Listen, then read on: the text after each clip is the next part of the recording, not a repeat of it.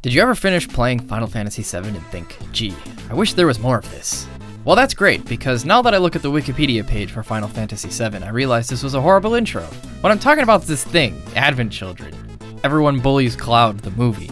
I mean, for real, this guy's got magic cancer, and these people still expect shit out of him. Like, goddamn, just let the man have some solitude. Women will never understand the masculine urge to motorbike the Badlands of Midgar. Basically, Final Fantasy VII is borderline magic in a bottle. Even this movie fucks it up, mostly. Now, it's true there's been some great Final Fantasy games since 7, like this one, and this one. And then there's that MMO one, or 2, or whatever, if you're into that. But unfortunately, besides Final Fantasy 9 and 12, they just stopped making Final Fantasy games. I don't know why, I would have kept going, honestly. My biases aside, I really have no clue how 7 turned out to be such a good fucking game. It was probably because they relegated that Toad Nomura to just doing artwork. When you do that, you can let him make good shit instead of concocting straight bullshit in my direction. Whatever, I'm not even here to discuss Final Fantasy's legacy. Just this gray-colored movie that came out nearly a decade after the original game. The complete cut of the film HDified the movie and touched up some other stuff, or whatever, who cares. So what is Advent Calendar? Well, it takes place 2 years after the end of 7, or like 498 years before after the end of... We go through like 4 time skip beats in the opening. It already feels like a roller coaster ride, and I just want to throw up. Wah, wah, wah, wah, wah, wah, wah. And it's like this dude, Cloud, right? Like, he's got a lot of shit. His man can, like, fly, has a cool motorcycle, a fucking huge sword, and an Asian girlfriend that spends the entire movie wanting to suck his dick. Still, he's gloomy about it.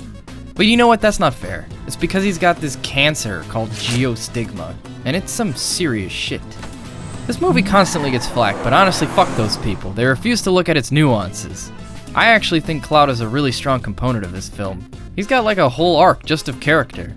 And not any of that amnesia garbage from the game. Like, he's actually got to go through the motions of character, and fighting and getting his ass beat just isn't enough. Man's got to look deep inside himself and ask the big questions. Big titty but no ass, or big ass and no titty. Well, in the end, all of his friends just gaslight him into getting over his problems, or he's got to fight Sephiroth again. Right, so there was these 3 dudes who are supposedly the remnants of Sephiroth. You know, this fucking guy. And I think they're meant to represent the whole id, ego, superego, theory of personality, real Freudian shit, and I tell you, that guy does not miss. They spend the whole movie just fucking with Cloud while trying to find this piece of Jenova to reform into Sephiroth. We even learn later in the film that the ego, Kadaj, finds it quite unbearable that Sephiroth's presence hammers down on his mind.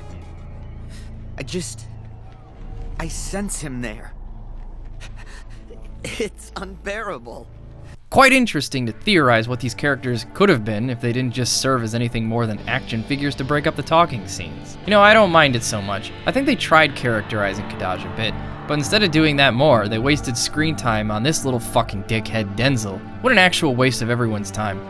Unlike Cloud, this little bitch ain't got no drip, no bitches, and his Jordans are fake as hell. I don't even think Marlene got as much screen time as this characterized puke on the screen. And she was actually in 7.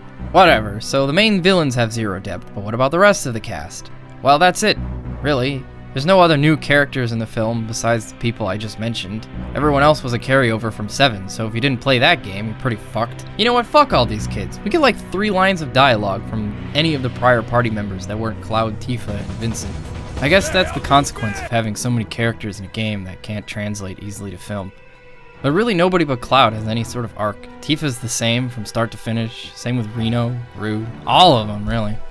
Like, these fucking people were so lucky that this movie came out in like 2005. Because could you imagine a pre-internet world where this movie comes out and Yuffie and Vincent are completely missable characters? Yuffie's pretty hard to miss, but Vincent you can easily miss. When I was a kid, I missed him the first time. Like, could you imagine this fucking Carmen Sandiego looking ass Ozzy Osbourne motherfucker comes out of nowhere and Cloud acts like he knows him? Vincent. Like, what?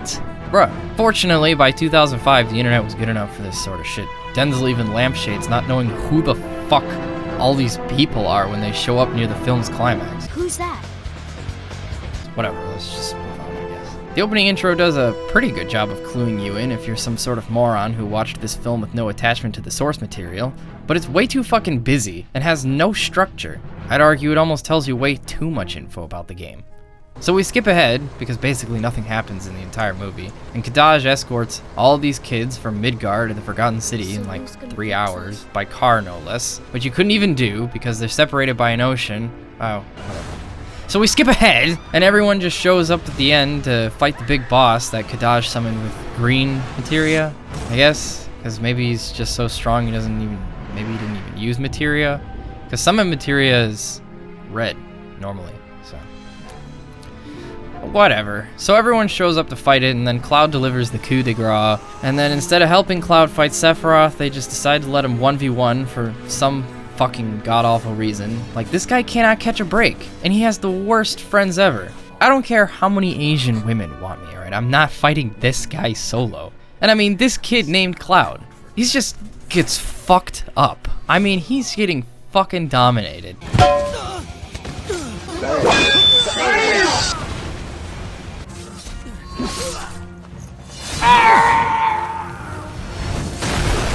But then he pulls out the old reliable, the Omni Slash, and Sephiroth just decides he's had enough. I don't know, it just looks like he got kind of bored. Yeah, maybe he'll do it again next year or something. So then Cloud gets shot, and then he blows up, while all of his metrosexually dressed conspirators take the credit. And yeah, I guess we're done. I don't know. Now it sounds like I don't like this movie, but actually I like it a lot. The English voice cast is great. I love Steve Burton's Cloud.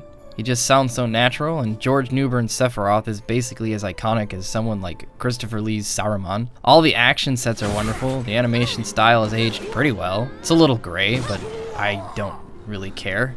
It's easy on the eyes. There's a lot of talking in the first and second act of the movie, but I think what really sells the film is that it actually doesn't take itself too seriously. Vincent takes himself extremely serious at all times. May I? You don't have a phone? Broke nigga alert. And Cloud just talks to him like he's an average Joe. He even makes fun of him a little. Well, I'm gonna try. I'll phone in the verdict. Throughout a lot of the scenes, the facial expressions do a lot to convey the emotional response of the characters, although they can happen pretty fast, so you really have to be paying attention to the film. Which is really hard for people these days because they can't pay attention to anything that's longer than 12 seconds. Anyway, should you watch it? I don't fucking care. Did you play Final Fantasy VII and enjoy it? Then yeah, I guess you'll probably like this movie. But why am I talking about it? Well, I'm definitely not here to tell you about my own JRPG-inspired video game that you can totally play on Steam. I definitely wouldn't ever do that.